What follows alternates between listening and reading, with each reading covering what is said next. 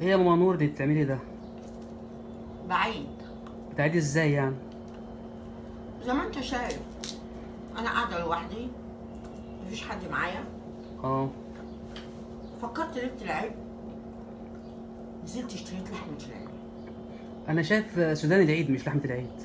من الصبح كانت اللحمه، بعدين دلوقتي عمال افكر بقى. انا لوحدي عمال اه. شاي بنعناع، ايوه. وجبت فول سوداني مقشر وفول سوداني بقشره وشوكولاته، وعماله اكل. ما انا وحدي، مفيش حد قاعد عليا امم. ولا قال لي كل سنه وانت طيبه.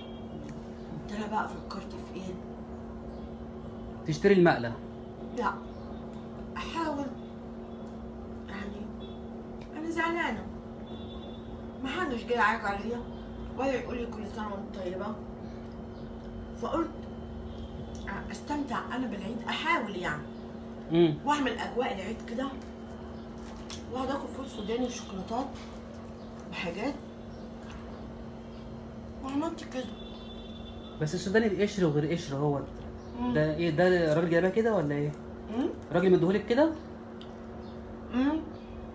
وانت خلصتي ده كله وانت قاعدة؟ اه، ولسه ولسه ايه؟ خلاص كل. بس انا عارف ان ده العيد لحمة يعني. ما انا كلت اللحمه الصبح.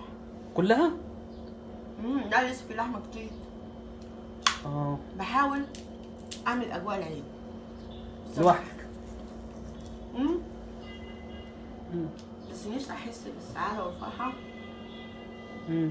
بس مش عارفه، هو انا بحب كل الناس وبحب الخير لكل الناس، بس ليه مش عارفه إن في بعض الناس جواهم. بس انت شكلك مهموم. اه، من ايه؟ موجوع من ناس كتير دخلوا حياتي، بس بالاخر بتفكرهم طيبين كويسين، يبانوا في الاول ملايكه، مع الاسف في النهايه بتصدم. لا اله الا الله. نفسي اقابل ناس قلوبها صافيه تحب الخير لبعضها. انا ده النهايه عندي حاله اكتئاب يعني، ده شكل الموضوع مش عيد بقى. مش عارفه اطلع من حاله الاكتئاب اللي انا فيه. اه. وعندي حاله كده ملخبطه، ونفسي ابعد عن ناس كتير دخلوا حياتي قلبوها وعكروها. اه. طب انا عملت فيكم ايه وحش؟ طب انتوا بتستغلوا ان انا واحده قاعده عايشه وحدي